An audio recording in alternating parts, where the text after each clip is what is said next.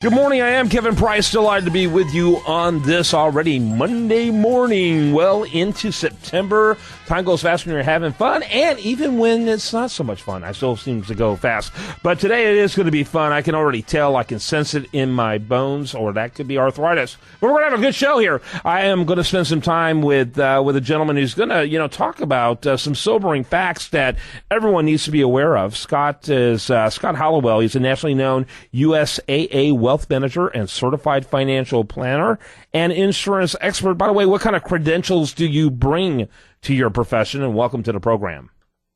Oh, well, thank you, Kevin. I appreciate it. I am, as you said, a certified financial planner, a chartered financial consultant, a chartered life underwriter. I've been told that I'm a guy who gets wrapped up to having too many initials after his name, but I'm happy to be here, so thank you for that. Great. Kind of give us a little bit of background on your career. Yeah, so I've been in the business for 20 years now. I started off as a financial consultant working with individuals, just as kind of the average American everyday family, and ultimately got into the management side of the life and helped people learn how to become financial planners. I trained many folks throughout the course of the years. And then I also had a stint where I was a high net worth wealth manager, where I worked with folks who are completely the other end of the spectrum, where they've accumulated significant assets and have all the concerns that go with those. Now I'm blessed that I work here for USAA in San Antonio, and I work in our communications department, where I get to provide education and advice on various financial planning topics for people. So it's been a great career so far, and looking forward to another good 20 years, I hope. Well, good. I love it. So it seems like this is always a hot topic simply because, unfortunately, Congress is a full-time job, and every time they're together, they do weird things to change everything from tax codes to God knows what else. And so, they keep you guys very busy, which I guess is good for you guys, but for the rest of the country, it's like, oh, my goodness. Tell me about, what you're seeing out there that, future retirees, particularly near-term retirees, need to be cognizant of. So, I think the biggest thing that people need to be cognizant of is that, more than ever in America, your financial life is in your own hands. You've got to make sure that you're spending less money than you earn, that you're taking care of your own financial house, if you will. And a huge piece of that, and this being September, it's Life Insurance Awareness Month. It's actually the 10th anniversary of that.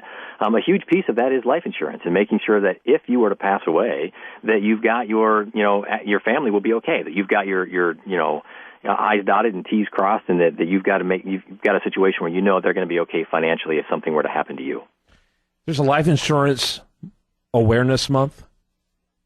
How about that for an exciting thing, right? Wow. There's a month for just about everything. I wonder if they, Sigmund, turn on your microphone. Do you know if there's a grumpy producer month? Yes, every month, actually. Every month. That explains why my life is so miserable. I'm really looking forward to October, which is the Month Awareness Month. Month Awareness Month. We're going to have you on with us, Scott, to do just a series of, how many months can we celebrate in 1 hour of programming? I didn't know there was a Life Insurance Awareness Month. But, the reality is life insurance is definitely one of those things that people need to be aware of. Yeah, and it's, when I first heard the term Life Insurance Awareness Month, I thought the same thing. I'm like, are you kidding me? Here we go again, right? But the whole purpose of it is it's actually the 10th year that they've done it. And the whole idea is that so many people, unfortunately, don't want to pay attention to life insurance. Let's face it, it's not an exciting topic. It's you want to kill the mood in a conversation at a party, bring up life insurance, right? Absolutely. Follow up with a healthy dose of politics and religion. Yeah, exactly. Yeah. So in this case, the whole idea behind this monthly observance or annual observance of September being Life Insurance Awareness Month is to get people to start thinking about a little bit more in depth, perhaps, what they're doing with their insurance. And it's kind of an industry-wide push just to really get that ball rolling, get the wheels turning, to hopefully get more people insured, frankly, than are, because there are a lot of people out there these days who don't have life insurance. Do you have any idea what percentage? The most recent numbers are that 30% of U.S. households have no life insurance at all. At all? 30%? 30% have none at all. So, 70% do, 30% don't. But of those who do, only 44% have individually owned life insurance, which means that the rest of them are getting their insurance through their employers. Now, that's not necessarily a bad thing. It's usually very cost-effective insurance coverage, but the challenge is when you lose your job, in many cases you're going to lose that insurance benefit along with it. So that can be a little bit of a dangerous tack. Yeah, absolutely. No question about it. I think that's absolutely true. And of those who do have insurance policies, most of them are still probably underinsured and probably pretty dramatically so. Yeah, I mean, and that's even self-admitted. You know, the people that they've surveyed and to come up with this data, the actual, I think it's like 85% of people think that people need more insurance, and they think that they need it themselves. But the biggest reason why they cite that they don't do it in a lot of cases is because they think it's too expensive. They've got this belief that life insurance is going to cost all sorts of money on a monthly basis.